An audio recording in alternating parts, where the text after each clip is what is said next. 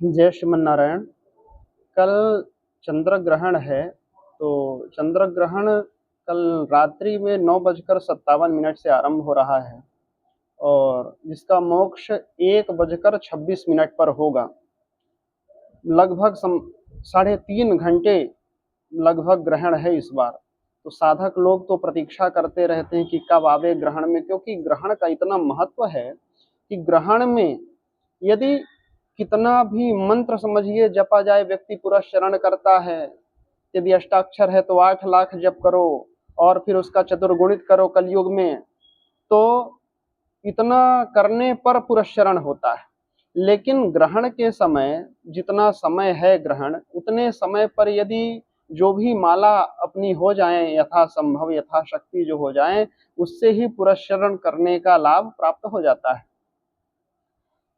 चंद्र ग्रहण का बहुत ही महत्व, साधना के लिए तो अत्यंत ही उपयोगी है। अब इसमें विशेष ध्यान देय बात यह है कि दोपहर में 12:57 से सूतक काल आरंभ हो जाएगा, क्योंकि चंद्र ग्रहण में 3 प्रहर पहले और सूर्य ग्रहण में 4 प्रहर पहले सूतक लग जाता है। तो 9 घंटे पहले सूतक लग जाएगा, तो मोटी मोटा हिसाब 1 बजे से सूतक लगेगा। अब सूतक काल में क्या करना चाहिए, क्या नहीं करना चाहिए?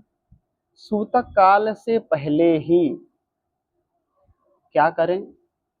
अपने जो अन्नादि हैं, अन्नागार हैं, अपनी रसोई आदि में हर जगह है कुश का प्रक्षेपण करें, कुश रख देवें हर जगह।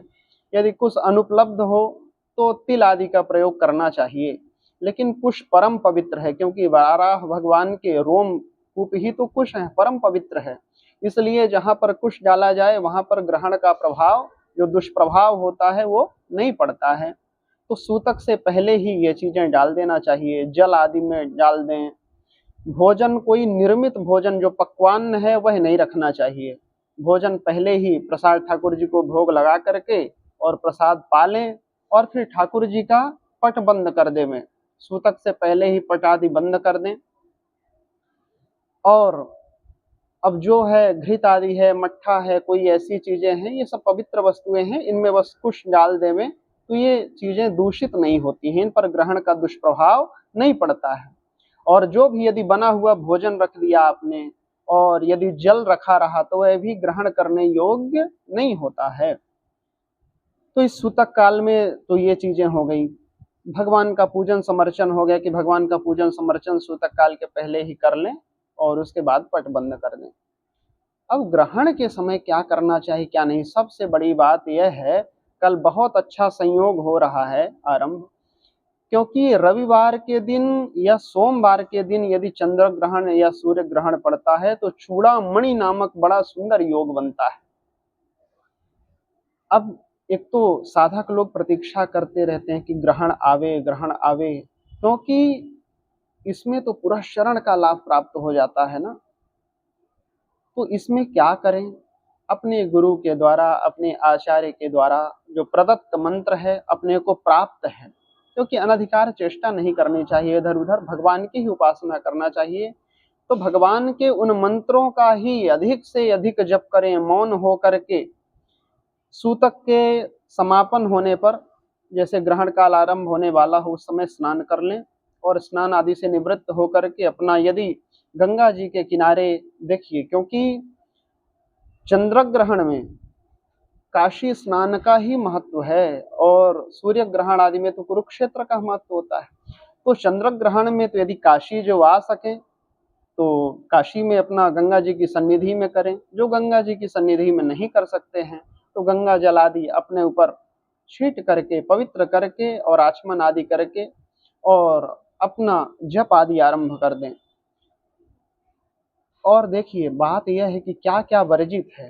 कहा गया है, सूर्य ग्रहे तो नाशनीयात पूर्वम याम चतुष्टयम, चंद्र ग्रहे तो यामा स्त्रीन बाल वृद्धा तुरैर बिना।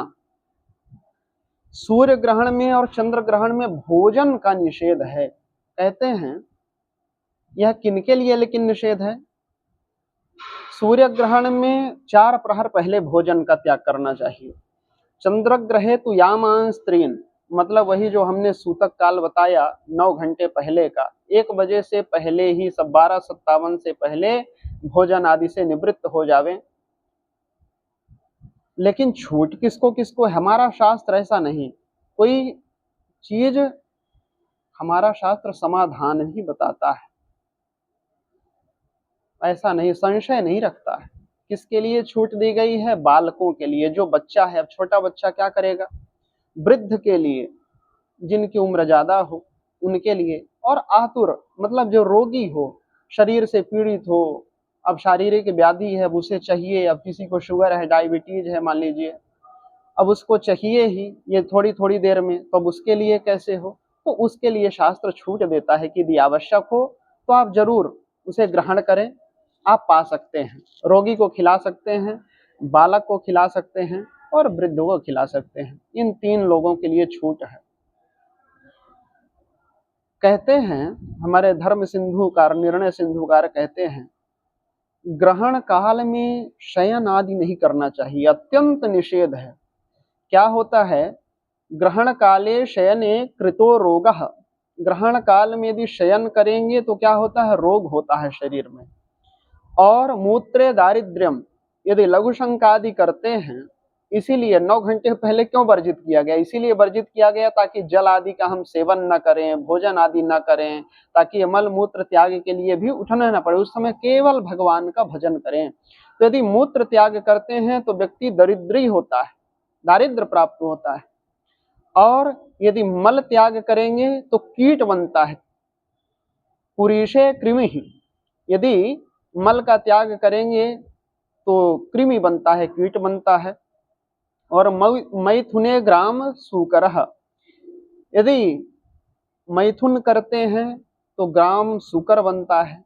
और अभ्यंगे कुष्ठी, यदि अभ्यंग शरीर में कोई उबटन लगावे तो कुष्ठ आदि से पीड़ित होना पड़ता है, कुष्ठ आदि हो जाता है। और भोजने नरक, यदि भोजन व्यक्ति करे तो नरकगामी होता है।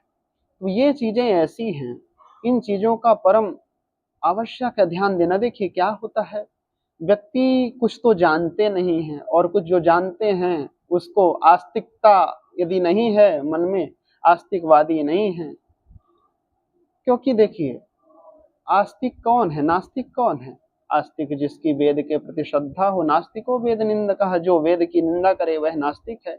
तो कहने का मतलब जो इन सब चीजों का मानता है वह इन नियमों का पालन करे तो ही अच्छा होगा। और सर्वश्रेष्ठ मंत्र गुरु मंत्र का, जो अपने इष्ट हैं, उपास्य हैं, उनका जप करें। और कोई यह कहे कि हमने तो अभी गुरु मंत्र लिया ही नहीं, तो महाराज जी हम किस चीज का जप करें, हम किन का जप करें? तो वह भगवान के महामंत्र का जप, भगवान के कृष्ण कृष्ण मंत्र का जप, राम राम, इनका नाम जप कर सकता है। जो गुरु मंत्र से, जो भी गुरु जी के द्वारा दीक्षित नहीं है, गुरु दीक्षा नहीं लिए हुए हैं, वह नाम भगवान की उपासना कर सकते हैं। उतने समय बैठ करके और अपने गुरु जी का ध्यान करके, और जिन्होंने अभी तक गुरु नहीं बनाया तो अपना ठाकुर जी का स्मरण करके, ध्यान करके, और उन्हीं का नाम जप करें। इसका अनंत गुना फल होता है। धर्म सिंधुकार तो यहाँ तक लिखते हैं, कहते हैं, धर्म सिंधु में लिखा है कि यदि उस समय सामान्य ब्राह्मण भी एक श्रोत्रिय के समान, एक ब्रह्मनिष्ठ के समान हो जाता है, सामान्य जल भी उस समय गंगा जल आदि के समान हो जाता है, तो जो जहाँ है वहीं गंगा मैया का ध्यान करके, वहीं स्मरण करके, और स्मरण करने के बाद में अपना आचमन प्राणायाम आदि करके और लग जाएं बढ़िया विधिवत भगवान का ध्यान करते हुए मंत्र जप करें, निष्ठा पूर्वक करें। और जब ग्रहण काल समापन हो तो ग्रहण काल के समापन के बाद स्नान करें, क्योंकि ग्रहण काल के समापन के बाद जब मोक्ष हो तो स्नान अवश्य करना चाहिए। क्योंकि यदि स्नान नहीं करते हैं तो स्नान किए बिना शुद्धि नहीं होती है, और जब तक अगला ग्रहण नहीं